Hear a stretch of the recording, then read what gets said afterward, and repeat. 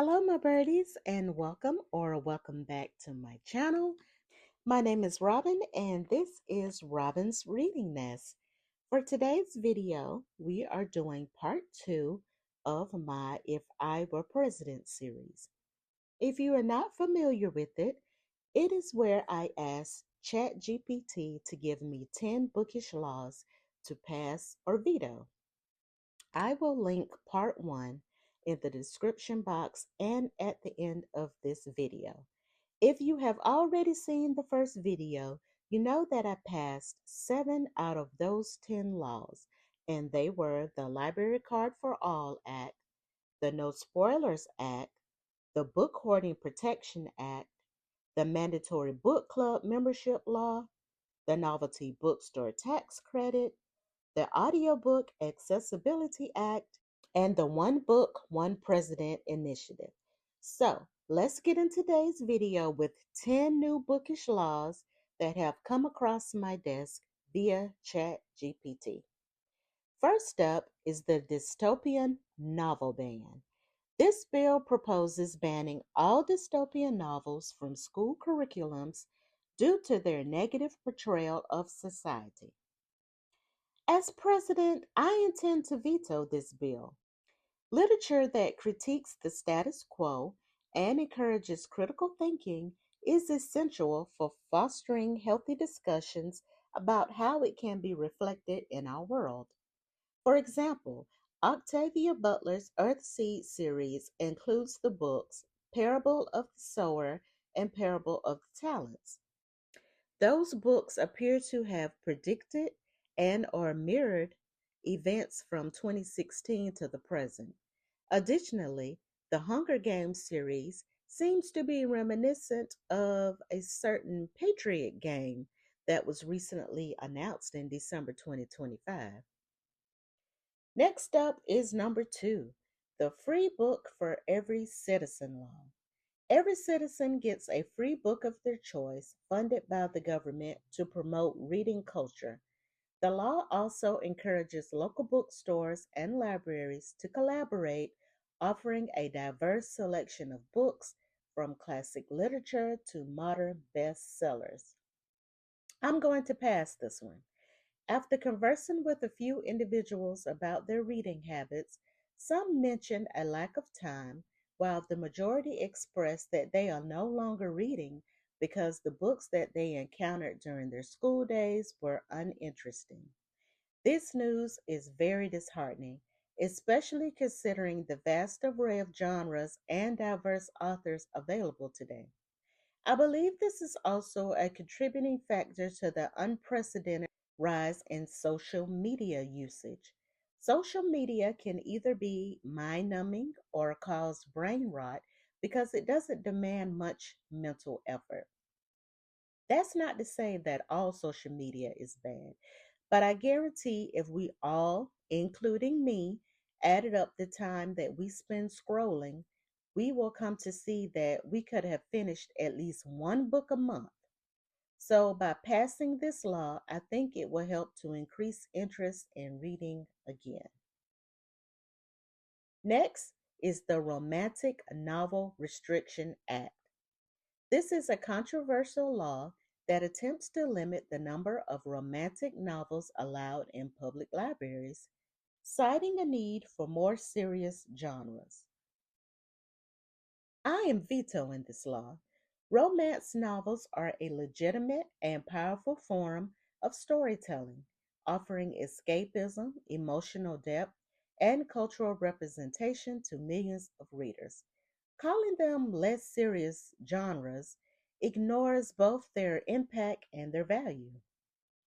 Public libraries exist to serve all readers. The free book law applies to romance readers as well.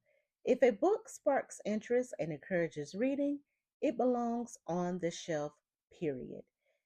Restriction does not elevate literature, access does.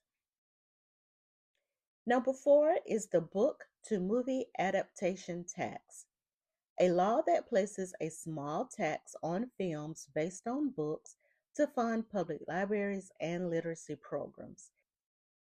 The tax would go toward creating more accessible literary resources for underfunded communities while still allowing movies to be adapted freely. I'm going to pass this one. I grew up in a small town, and the library was one of my favorite places to visit. The aroma of the books, the excitement of seeing new releases being displayed, and the allure of the movie shelves all made it a place that I could spend hours exploring. However, if my town didn't have a public library, the only alternative was the school library. Unfortunately, this meant that there was only one copy of every book. Access was limited to specific times, and this was frustrating. If the library wasn't available in my town, the next three were 18, 20, and 30 miles away, respectively. The public library in my hometown served as a hub for various educational programs, including GED prep, adult literacy courses, and CNA training. Imagine the positive impact these programs could have on individuals and society if they were adequately funded by taxes.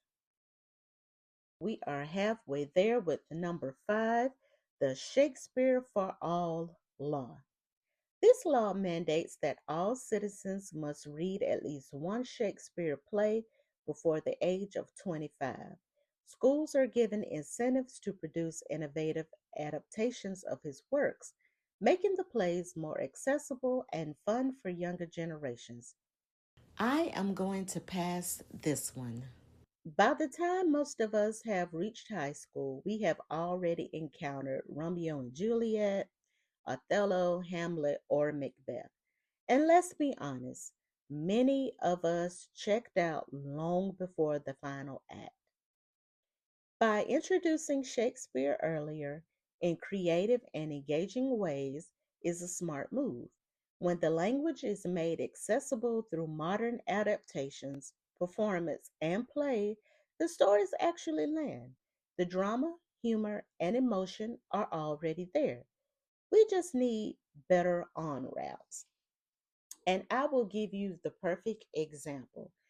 If you were a fan of the TV show Empire that starred Terrence Howard and Taraji P. Henson, guess what?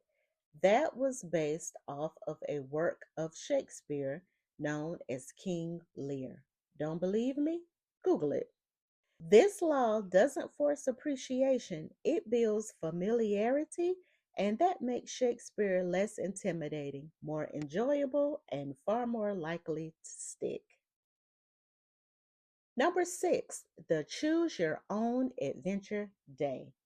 Once a year, citizens celebrate a Choose Your Own Adventure Day where people engage in interactive storytelling either by reading books or playing video games based on the genres. Schools and libraries host large scale events where people can choose their own literary adventure. First off, let me say that I loved those choose your own adventure books back in middle school. It was always fun to see if you and your friends picked the same adventure or if you had different outcomes. Therefore, I'm passing this law. Anything that gets people engaged, active, and excited about reading is a win in my book.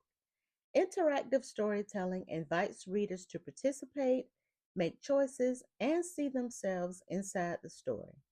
By blending books, games, and community events in schools and libraries, this day turns reading into an experience, not a chore. When people are having fun, literacy follows. At number 7, we have the Classic Literature Equality Act. Schools must offer a balanced curriculum of classic and contemporary literature. Romeo and Juliet would be taught alongside Hunger Games. Of Mice and Men would be taught alongside Sky Full of Elephants. I vote to pass this law. Contemporary literature can be just as thought provoking, meaningful, and transformative as the classics. Stories like The Hunger Games grapple with power, morality, and society in ways that resonate deeply with modern readers, just as Romeo and Juliet did in its time. A balanced curriculum honors literary tradition while acknowledging that today's stories matter too. When students see their worlds reflected in what they read, engagement increases and critical thinking follows. This isn't about replacing the classics, it's about teaching them in conversation with the present. Coming in at number 8 is the No E-Book for You law. This is a bill aimed at banning ebooks in favor of traditional printed books, arguing that digital media can't capture the authenticity of a physical book. I'm vetoing this law.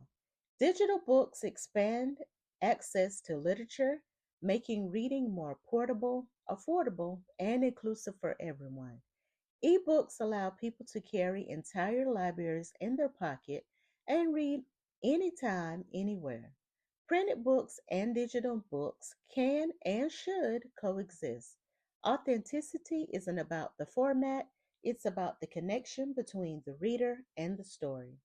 This law limits access instead of promoting reading, and I won't allow it. Number 9, the author tax credit. This is a law that offers tax credits to writers who produce works of fiction or nonfiction that inspire social change or contribute to important national conversations. This incentivizes authors to tackle the important issues like climate change, social justice, and history through their writing. I am passing this law. Writers help shape culture, spark dialogue, and challenge the way we think about the world.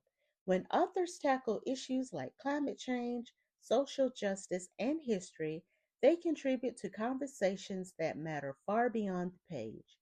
Supporting writers who engage with important national topics is an investment in awareness, empathy, and informed citizenship. Stories don't just entertain, they influence change. And finally, at number 10, we have the Literary Character Day Law. This law establishes a National Literary Character Day where citizens dress up as their favorite literary characters for the day. Schools, libraries, and book clubs organize contests, parades, and social media challenges to promote reading and creativity. Think of it like Halloween, but for book nerds. I happily pass this law. Celebrating literature through creativity, costumes, and community makes reading visible, joyful, and social. When people dress as their favorite characters, stories come off the page and into everyday life. By turning books into a shared experience through schools, libraries, book clubs, and social media, this day reminds us that reading isn't just educational, it's fun. Think Halloween, but powered by imagination and a library card. So, in closing, these laws were never just about books.